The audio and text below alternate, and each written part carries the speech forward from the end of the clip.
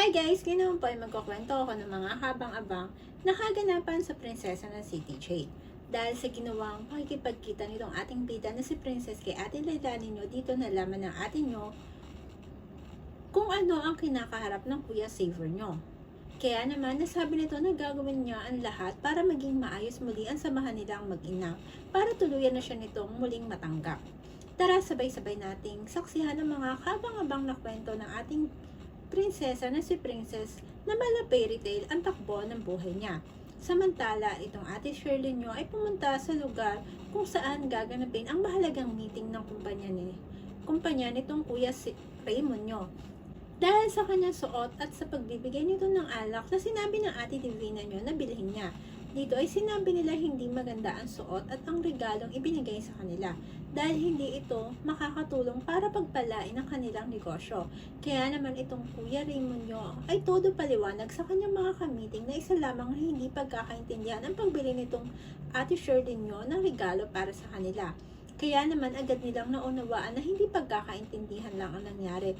Dito ay napag-alaman pa nilang itong si ate Shirley nyo na pagkamalan pa nila na isang sekretarya ito ni Kuya Raymond nyo na hindi naman agad maitama nitong si Kuya Raymond nyo. Dahil itong ate Divina nyo ay sadyang bida-bida sa saya. Dahil bigla itong sinimulan ang meeting nila. Kahit na ginusto nitong Kuya Raymond nyo na ipakilala muna si ate Shirley nyo bilang may bahay niya. Kaya naman nang paupuin niya ito sa tabi niya ay sadyang nakipag-unahan itong ate Divina nyo na umupo kung saan nakaupo itong si Kuya Raymond nyo. Kaya naman itong ate Shirley nyo at Kuya Raymond nyo ay nagkatinginan na lamang na parang nagkakaunawaan na sila. Kaya naman nang natapos na ang pag-uusap nila Shirley at ang mga kamiting ng Kuya Raymond nyo ay sinabi ng mga Hapon na kausap na nila na sinabi sa kanila na nagustuhan ng mga ito ang ginawa nilang proposal. Kaya tinanggap na nila ang maging bahagi ng kanilang kumpanya. Kaya naman itong ate Divina nyo ay parang batang nakatanggap ng regalo at masayang niyakap itong si Kuya Raymond nyo. Pero pasimple lang itong inilayo ni Kuya Raymond nyo. Dito nga, masayang sinabi at binati ng mga bago nilang kanegosyo. Kaya naman, nang masabi ng mga ito na magaling itong si Divina nyo. Dahil natutulungan niya ng kanyang asawa na si Kuya Raymond ng maayos, ay agad na pinutol nitong Kuya Raymond nyo ang kasiyahang ipinapakita nitong ate Divina nyo na napagkamalan siyang asawa nitong si Kuya Raymond nyo. Dito ay agad niyang ipinakilala itong si ate Shirley nyo bilang asawa niya. Kaya naman nagulat ang kanilang mga bagong kanegosyo na si ate Shirley nyo pala ang asawa nitong si Kuya Raymond nyo. Kaya naman maggalang na binati ni ate Shirley nyo ang mga bago nilang kanegosyo. Dito nga, nang nakalis na ang mga bisita nila ay nagpa siya nang umalis itong sila ate Shirley nyo at Kuya Raymond. Kahit pa sinabi nitong si ate Divina nyo na bakit hindi mo na sila mag-celebrate. Pero sinabi lamang nitong si Kuya Raymond nyo na kailangan na nilang bumalik sa opisina. Kaya naman wala nang nagawa itong si ate Divina nyo. Kaya naman nang nakarating na sila Kuya Raymond nyo sa kumpanya ay sadyang makulit pa rin itong si ate Divina nyo. Dito nga ay nagtangka pa itong lapitan si Kuya Raymond nyo para yakapin. Pero itong ate Shirley nyo ay hindi makapagtimpi. Kaya agad siyang humarang sa harapan nitong si Kuya Raymond nyo. At nakangiting binati itong si ate Divina nyo dahil mahusay itong mangumbinsi ng mga tao. Pero itong si ate Divina nyo ay proud lamang sinabi na mahusay talaga ito at gagawin niya ang lahat para makuha ang gusto niya at kailangan niya. Kaya naman, nang masiguro itong ate Shirley nyo na hindi na makakalapit itong si Divina kay Kuya Raymond nyo, ay nagpaalam muna itong kay Raymond na makikipagkita ito kay Mimi para sabihin na pinaglaruan siya nitong si Divina dahil sa ginawa nitong pagpapasuot sa kanya ng kimono. Kaya naman itong si Raymond ay hindi pa rin makapaniwala na sinabihan ito ni Divina na magsuot ito ng kimono at bumili ng alak dahil akala niya ay sinabi nitong si ate Divina nyo na formal suit lang ang kailangan nitong suotin.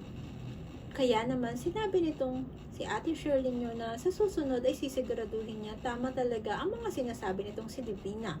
Kaya naman agad siya dito nagpaalam dahil hinihintay na siya ni Mimi sa tindahan nila ng mga damit.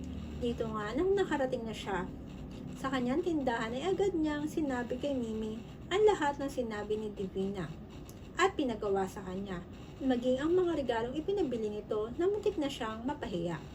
Kaya naman itong mabait na kapatid niyang si Mimi ay sinabihan siya na pinagtripan siya nitong si Divina at kailangan niyang maging mapagmasid at wag itong basta-basta papayag at bibigay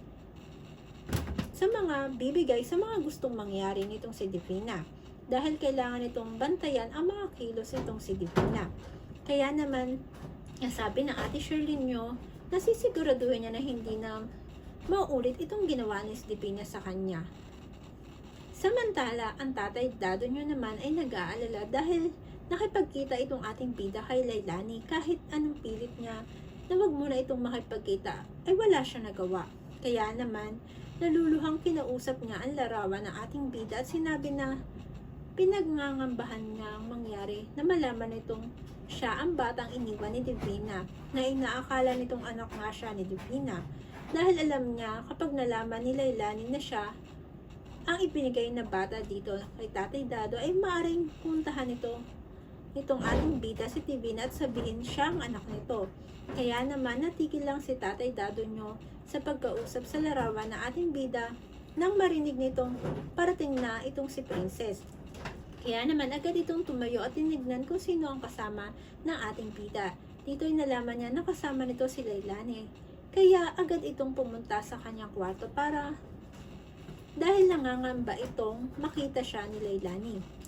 Kaya naman, nang makapasok na sa bahay itong si Princess ay Lailani, ay agad niya itong pinaupo at sinabing titingnan muna niya ang Tatay Dado niya sa kwarto nito. Dito nga, nang mapuntahan niya na si Tatay Dado niya, ay nakita niya itong nakahiga at nagpapahinga. Kaya naman, hindi niya na ito ginising pa. At binalikan na lamang niya ang naghihintay na si Lailani sa sala nila. Dito nga, inabutan niya ito ng maiinom at nagkwento itong si Lailani sa nangyari sa kanya na pumunta siya sa bahay ng lolo ni Kuya Saber nyo. Na gusto lamang niyang makita si Saber, pero imbis na payagan siya nitong makita, ay pinagtabuyan siya. Kaya naman hindi nito alam kung paano nito makakausap si Kuya Saber nyo. Dahil gustong-gusto na niyang itong makita at makausap. Gusto niyang bumawi sa mga panahong hindi niya ito nakasama at maparamdam kung gaano niya ito kamahal. Ngayong malaya na siya para maiparamdam niya iyon kay Kuya Saber nyo. Pero itong ating bida ay hindi alam kung paano niya sasabihin ang sitwasyon ngayon ng Kuya Saber nyo. Kaya naman dahan-dahan niyang sinabi dito na nakulong ito sa isang malaking bahay dahil sa ginawa ng kaibigan nito. At hindi pa alam kung kailan ito makakalabas dahil hindi pa nakikita itong si Justin. Dahil itong lang ang makakapagpatunay na walang kinalaman itong si Kuya Saber nyo sa ginawa ni Justin at sa mga iniwang gamit sa bahay nila. Kaya naman itong si Lailani ay naiiyak na hindi makapaniwala sa nangyari kay Kuya Saber nyo. Kaya naman nasabi nito na tutulong ito sa abot ng kanyang makakaya at kung ang palaging pagbisita niya dito ay magiging paraan para maging malapit silang muli ay gagawin niya. Kaya naman nasabi nitong ating bida na may gagawin siyang roleplay sa loob at maaari siya nitong tulungan sa pag-aayos ng gagawin nila. Kaya naman, itong si Lailani ay agad na pumayag sa alok ng ating bida. Kaya naman, nagpaalam na itong si Lailani na aalis na ito para makahanap siya ng matutuluyan. At itong ating bida ay sinabi na maaari muna itong tumuloy dito sa bahay nila. Dahil dalawa lamang sila ng Tatay Dado nito at sigurado itong papayag ang Tatay Dado niya. Dito ay hindi makapaniwala itong si Lailani na inalok siya nitong ating bida na sa bahay muna nila tumuloy. Kaya naman sinabi nitong si Lailani na tutulong ito sa gawaing bahay para sa ganung paraan ay mapagpasalamat siya. Pero ang hindi nila alam ay nakikinig pala itong si Tatay Dado nyo sa likod ng pinto. Kaya naman nag-aalala ito na baka magtanong itong si Lailani kung si Princess ba ang anak na iniwan ni Divina. Samantala, itong si Saber ay hindi pa rin mapalagay sa nangyari sa kanya. Kaya naman kahit pilit nakikipagkaibigan sa kanya, ang mga tao sa loob ay pilit pa rin niyang iniiwas ang kanyang sarili dahil pakiramdam niya ay naiiba pa rin siya sa mga nakakasama niya ngayon na magagawa ng kanyang lolo na solusyonan ang kanyang kinaharap na problema dahil makikita nito si Justin para sabihin na wala siyang kinalaman sa mga nangyari. Isang kaabang-abang na naman po ang istorya ating natapos at patuloy na susubaybayan muli. Kaya naman po, kung nagustuhan nyo ang aking storytelling ng ating prinsesa na si Princess, maaari po ba kayong mag-subscribe sa aking channel at i-click ang aking notification bell para maging updated kayo sa lahat ng aking na-upload. Thank you so much. Keep safe and God bless. See you on my next vlog. Bye!